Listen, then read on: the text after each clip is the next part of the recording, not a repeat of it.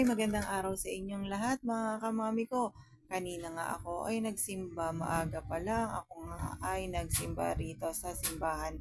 At ito nga yung second batch ng pagsisimba, which is may binyagan at inihatid ko lang ang aking bebe dito nga sa simbahan para siya ay mabinyagan para maging Catholic siya. Yung apat kong anak ay dito ko lang din naman pinabibinyagan kada piyesta kasi may paniniwala ako or may panata ako sa ganitong bagay.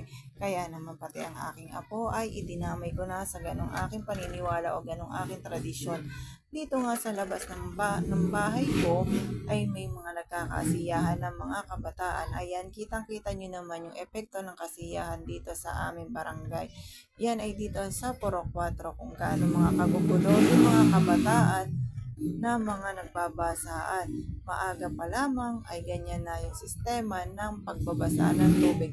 Sabi nga ay tubig, tubig. Ayan, yan yung mga sinisigaw dito ng mga kabataan. More on tubig daw.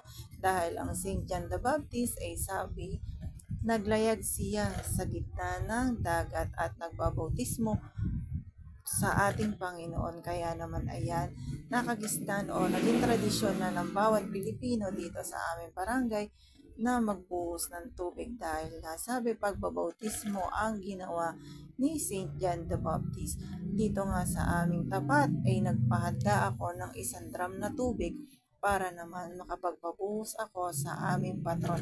At habang nga ayan ay binubuhusan, isa-isang timba ang ginagamit na pagbubuhos. At iyang tubig na iyan ay meron pang kasamang dasal at meron pang kasamang pabango. Sabi nga ay panalangin at tradisyon. Kaya iyan, habang ako ay nakatayo dito sa aking bahay, yan ang gagawin ko every year na magpiesta dito sa aming barangay. At ayan nga, nakikita nyo naman, mga kamami ko, siksikan talaga. Kaawa na yung mga ibang mga kalalakihan na napupunta sa ilalim dahil nga naiipit. Pero sulit naman ang kanilang pagtsatsaga sa pagbubuhat ng case ni San Juan Bautista. Sabi nga, biyaya ang nag-iintay sa kanila dahil nagtyaga sila sa kanilang pagbubuhat. Kaya ayan, pinas forward ko nga muna ang aking videos dahil nga may nalaglag diyan sa pwesto na iyan.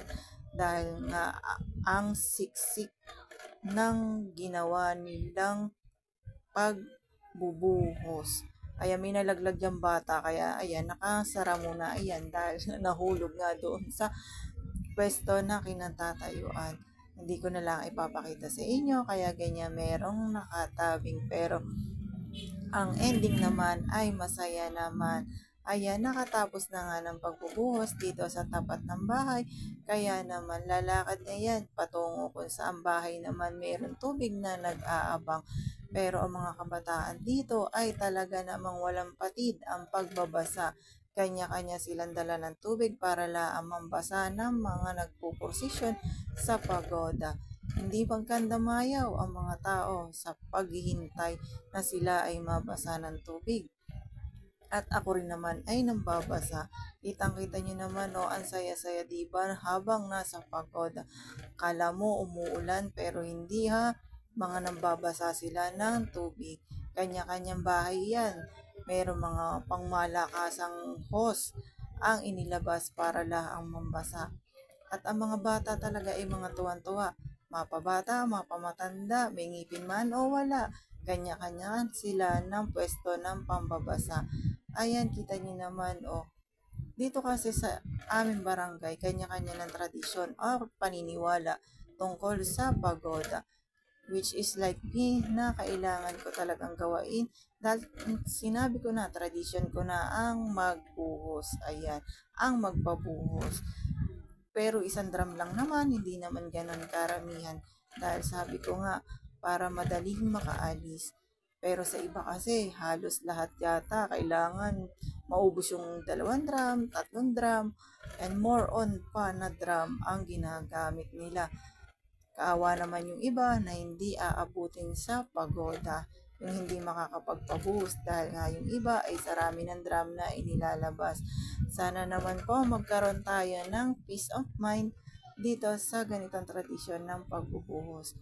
Ayan, para tayo ay pantay-pantay na nakakapagbigay or nakakapagpabuhos bahay-bahay. Ayan, nakita nyo naman ang kaawa na sila. Kasi hindi pa yan mga kumakain, mga nagugutom na yan dahil paglabas sa simbahan, diretso na sila ng pagoda. Ayan, sabi nga, panatayan.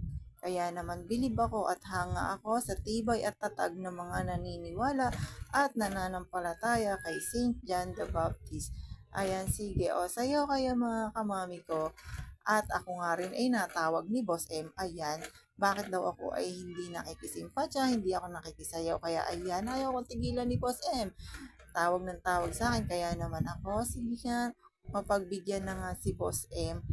At ako rin ay makikisayaw na. Ayan, nakikisayaw na ako kahit hindi ko alam kung paano.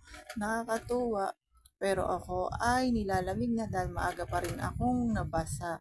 Dahil dito nga sa labas ay maaga pa lang nag-uumpisa na ng basaan. Kaya ako ay basang-basa na. Ayan, medyo nilalamig-lamig na ako niyang time na yan.